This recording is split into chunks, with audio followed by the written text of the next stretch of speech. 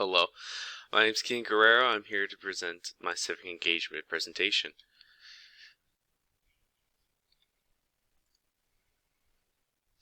To start, to introduce everything, I see working as a CNA for children's, I've already seen a lot of suffering in a lot of different populations and ethnic groups that we actually see a lot of in the health field. I think. They suffer through many health disparities, and I just want us to acknowledge that there's a lot of social determinants and that this just affects these people in the healthcare profession that we can make irrelevant and aid them so they can have a longer, better life. The first thing that I've noticed a lot of is insurance is a large cost of living already, and then if we throw the Hispanic population, Latino population into it, they are largely uninsured. This is greatly due to lower incomes, which is due to either racism or other systemic outcomes, and then cultural beliefs, where there's a lot of emphasis on wanting to do at-home remedies and believing that they can take care of themselves, try to fight through sicknesses, rather than go seeking help through a provider or any kind of hospital.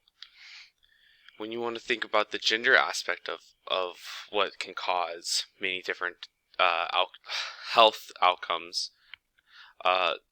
women are more prevalent to have hypertension and smoking illnesses rather than men.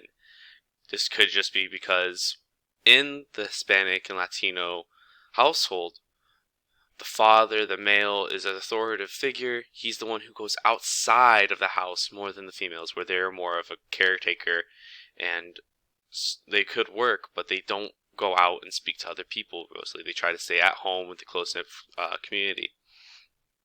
So studies aren't greatly done on the Hispanic female, which doesn't give us a lot of health knowledge for them. And like I said, the collective group, they try to stay in their area. The group is larger than the one person, is a big culture aspect of the Hispanic community. Their great large families are 1 to 2 times bigger than the average American white family. These people can also live, they found in studies, 3 years longer than other white counterparts, even with these larger health deficits. But because of these large families, that means a larger family to feed, more mouths to feed, already on a low income. This is sad to say, but a large portion of Hispanics are obese. Adults are 1.2 times more likely to be obese, while children are 1.8 more likely to be obese. This has led to many different health defects that we already know of and can cause greater health bills. I think we can easily fight a lot of these outcomes through commonplace interventions, which are like their translators at hospitals, and just other types of way of getting the information to our clients, to our patients. These translators are not always too costly. It's just we don't have enough of them in a workplace. If we can get translators, either personal or get electronic translators through video call or audio call, it can make our healthcare more effective and lead to better outcomes if we can exchange information and find the root cause of our patients' outcomes. If we can change and tailor our interventions, such as lifestyle changing. I know when we discharge people at the clinic for children's, we give them a discharge of many different changes they can probably try to do in their lifestyle.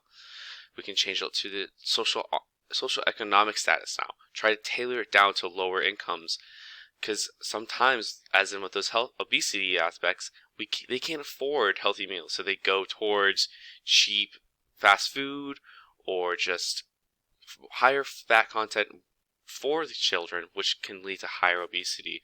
We need to give them options that they can do that are still cheap, give them aid for lunch, for food pantries, food drives, any kind of information we can give so they can try to build a better lifestyle for themselves and not have to come in as often. Gives them a healthier peace of mind. And then we can give aid and financial advice, which is something that is done through hospitals, but they don't advertise as much, and they can't advertise it to people who are of different language barriers. The cost of services are high. I know when I was put in, I had a high bill, but I was able to ask questions and get through and be more vocal about how I can't pay for it. When with someone else, the Hispanic culture are a little more timid. They don't want to get in fights. They don't want to argue. They take what they get and they go for it. So if we can make their cost of service lower by pushing information to them, it'll aid them a lot more. It can also change their socioeconomic status. We should immediately start going into bias training as a plan of action.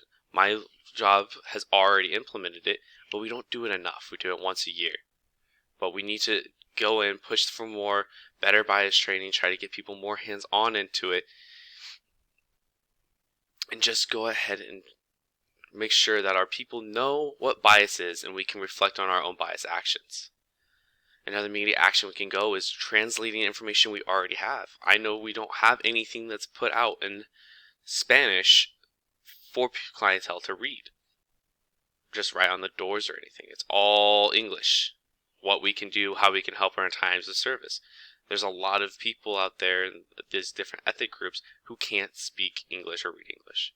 Long run, we need to go ahead and go towards the Affordable Care Act and try to push more cost-effective health care, either subsidized or non-subsidized, so people can actually get the health insurance to help pay for things. It's more cost-effective. While right now it's hard to still go. Bills and regulations are being cut and we're not pushing that enough.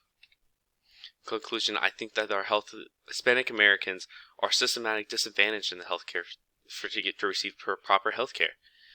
Like I said, regulations and bills, we need to push those through, make these less systemic, and give them a higher chance to be healthy, have better health outcomes, and live a longer life. And us in the health field, we fight for the patients that we get. We want the best outcome for everybody, regardless of race, ethnic, culture, or belief.